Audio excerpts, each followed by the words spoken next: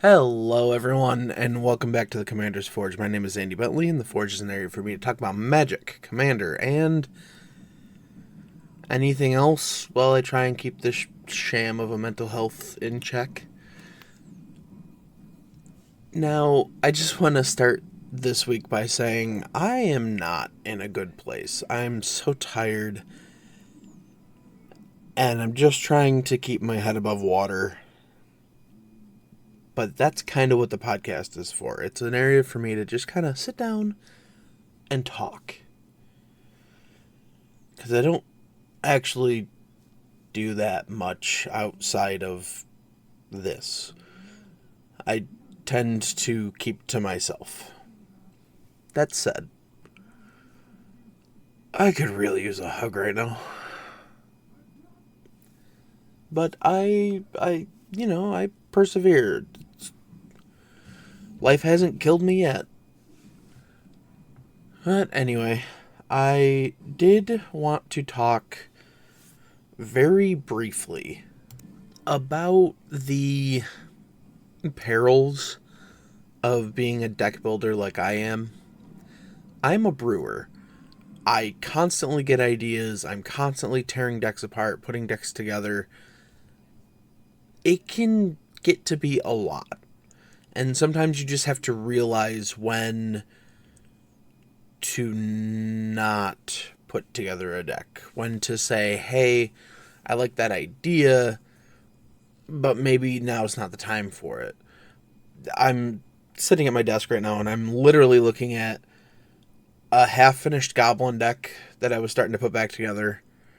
I have the Jolly Balloon Man almost completely put together. I have Mary Esquire of Rohan basically put together. I just have to put lands in it. And the deck that I'm going to talk about today after I get through this. Because I actually just ordered the last few cards I need for it, and that one's actually going to get finished before the other ones I just mentioned. But also looking at my desk, there's a total of 1, 2, 3, 4, 5, 6, 7, 8, 9, 10, 11, 12, 13-ish decks that I can see. So I constantly go through the process of, hey, do I still enjoy playing this? If not, what can I do to enjoy it again? Like, hands down, my two favorite decks are Linden Steadfast Queen and Nadar, the Selfless Paladin. One is like a very, very much just mono white aggro with Linden, and then the other one is mono white dungeons. But they're still my two favorite decks to play. They're fun to pilot. That said, I latch onto an idea and it just kind of sits there for a little bit until I decide whether I'm actually going to pull the trigger on it or not. I've got a pile of cards here sitting, waiting to be decided if I'm going to build this Aragorn company leader. I have a Rakdos dragon deck that's Ganax and I believe Agent of the Iron Throne. But I also want to build Ganax with one of the green backgrounds. So I can do red-green dragons. But how different is that from the red-black dragons? See, I know the red-black dragons has to focus on a lot of artifacts, particularly for its ramp. So how different would it be if I shifted away from, my Rakdos version, which has I believe there's 25 artifacts in there, to a green deck that's just, hey, don't worry about all the non-basic lands, just pack a bunch of basics and your normal ramp package. So, yeah, that's just kind of things that I go through whenever I sit down at my desk and start looking at cards. And the number of times I've put something together, played it like 2-3 times to see if it feels right, and then I just kind of pull it apart and put those parts into something else or rebuild it from the ground up. It's just... the mind of a brewer can be a bit of a curse sometimes. And that's just the way my mind works. But enough about that. I'm going to take a quick break, and when I come back, I am going to talk about the deck that I am actually putting together and am actually going to play, that I've been contemplating for the better part of a year.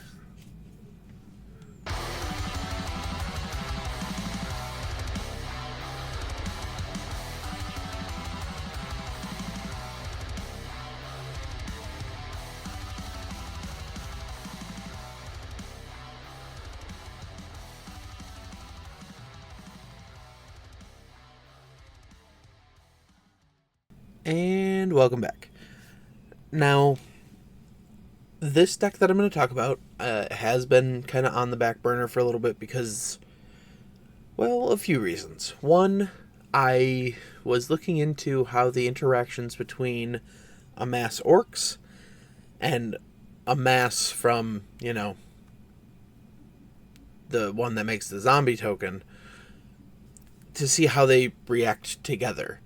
And through many, many days of actually finally finding an answer, the way it works is like this. Whichever one happens first, you make that token. So if you do something that amasses orcs, you make the orc army, you put the counters on it, and then you continue. At that point, if you cast something with amass, it does not make a zombie army. It instead puts the counter on the army you already have, and that army becomes an orc zombie army. So they do stack. And that finding that answer was what finally led me to pull the trigger on making this deck. Now, the commander for this deck is Shagrat Lootbearer. 2, a black and a red for a 4/4 orc soldier. Whenever Shagrat attacks, attach up to 1 target equipment to it, then amass orcs X, where X is the number of equipment attached to him. Another thing occurred to me while I was building this deck. This doesn't say target equipment you own. So you can steal your opponent's equipment. Yeah, they still retain ownership of it. So on their turn, they can unattach it and reattach it to something they control. But I just find it funny that if somebody else plays like a sort of something and something, you can just be like, yoink, and then you get to attack with it. Now, clearly, most people would see this and go, oh, we're going to build an equipment deck. And yes, to a point, there is equipment in this deck. I wanted to focus on a lot of equipment that don't technically see a lot of play. So, well, yeah, I do have, the Swiftfoot boots, the Sword of the Animist, and the new Reaver Cleaver. I also wanted things like the Hidden Footblade, which is a single red for an equipment that has flash. When it enters, you can attach it to a creature you control, then that creature gains first strike till end of turn. The equipped creature gets +1/+0 and haste, and it equips for 2. I don't see this played basically anywhere.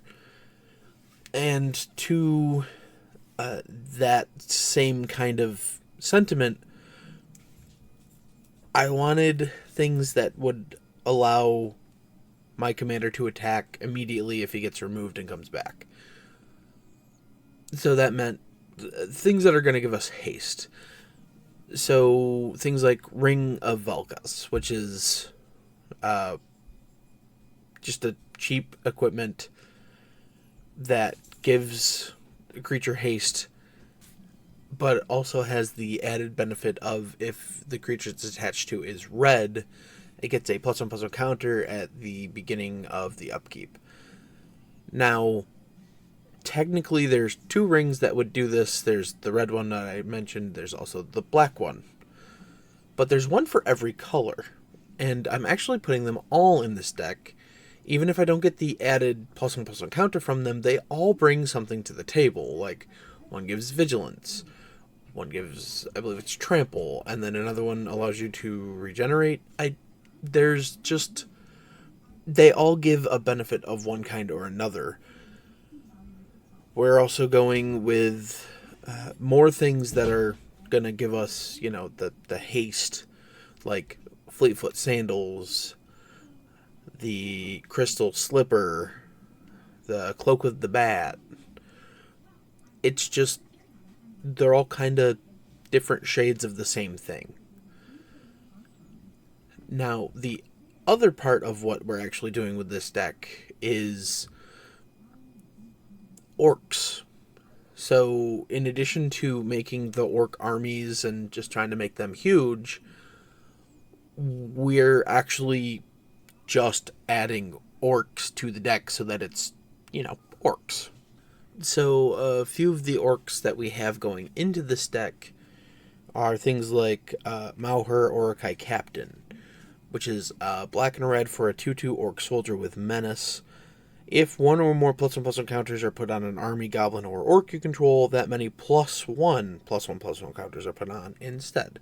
So, he doesn't amass orcs himself, but he helps when we do amass orcs. So he made a good slot in this deck. Next we have Uglik of the White Hand, 2 a black and a red for a 3/3 orc soldier. Whenever another creature you control dies, put a +1/+1 counter on Uglik of the White Hand.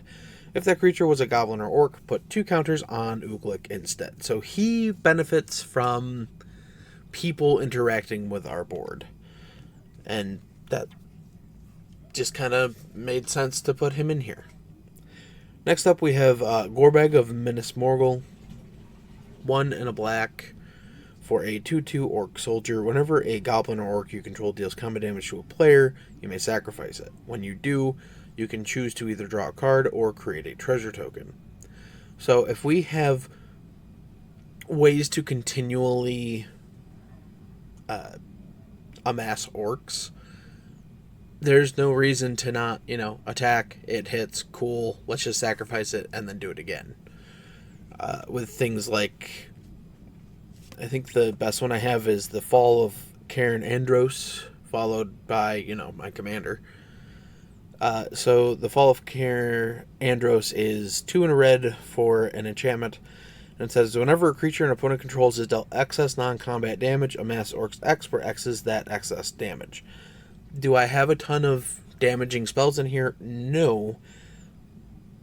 But this allows me to pay 7 and a red to deal 7 damage to target creature. So, if it's getting to the point in the game where I don't have anything better to do, I just start sniping things in my second main after I sacrifice the one I have to draw a card or make a treasure. Most likely draw a card.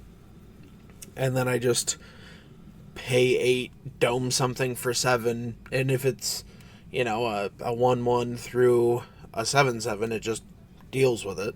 And depending on how small it is, you make an orc equal to the difference. So, things and stuff. Now, we do have a bunch of one-shot things that amass orcs, like Mordor Muster, 1 in a black for a sorcery, draw a card, lose a life. Amass orcs 1. Foray of Orcs, which is one of the few ways to deal damage to a creature in this deck, but it's 3 and a red for a sorcery. Amass Orcs 2, when you do, Foray of Orcs deals X damage to target creature an opponent controls, where X is the amassed army's power. And yeah, it just kind of goes from there. We went through, we grabbed whatever we could find that had amass orcs on it that kind of made sense to put in the deck. And then I kind of did the same thing with amass, because there's a good amount of cards with amass. So yeah, started adding things that made sense. Things like Angrath, Captain of Chaos. 2 and then 2 hybrid red-black for 5 loyalty planeswalker. But creatures you control have menace. And then you can -2 to amass 2. So he's kind of pulling double duty here, because even if we can't minus him anymore, we still get the benefit of giving our creatures menace. Assault on Osgilith, something like that, which is X red for a sorcery, amass orcs X, and then goblins and orcs you control gain double strike and haste till end of turn. So just, again, kind of pulling double duty there. Now, I did kind of limit the creatures that amass to mostly orcs. So not a lot of the zombies from War of the Spark. I did want to get things like Honor the God Pharaoh in there, though, which is 2 and a red for a sorcery. As an additional cast cost to cast the spell, discard a card. You draw 2 cards and amass 1. No, there's a goblin or 2, like a human. But yeah, we just kind of found things like Mindless Conscription, which is 2 and a black for an enchantment. When it enters the battlefield and whenever you draw your 3rd card each turn, amass zombies 3. I don't know how many ways we have to draw 3 cards, but I'm gonna figure it out. And then, yeah, we really just kind of put things together like that. I do know one card I couldn't get because it was out of stock when I went to buy the stuff was Widespread Brutality. It's 1, a black, red for a sorcery, amass 2, and then the army you amass deals damage equal to its power to each non-army creature. So, eventually, I will find that, and that will also make it into this deck. Now, I do apologize if I'm kind of rambly. I'm just very out of it. But that said, that's going to do it for today, and thank you for listening. I will see you next time. Bye-bye. Thank you for listening. All of my links can be found in my link tree in the description below. I would like to thank Ian Foss and Cody Mulpey of the band The Crypt for allowing me to use music for my opening and ending, along with Nate and Erica Jacobs for making my original logo. And I would also like to thank Christina McNichol for creating my new logo. And I'll see you next time.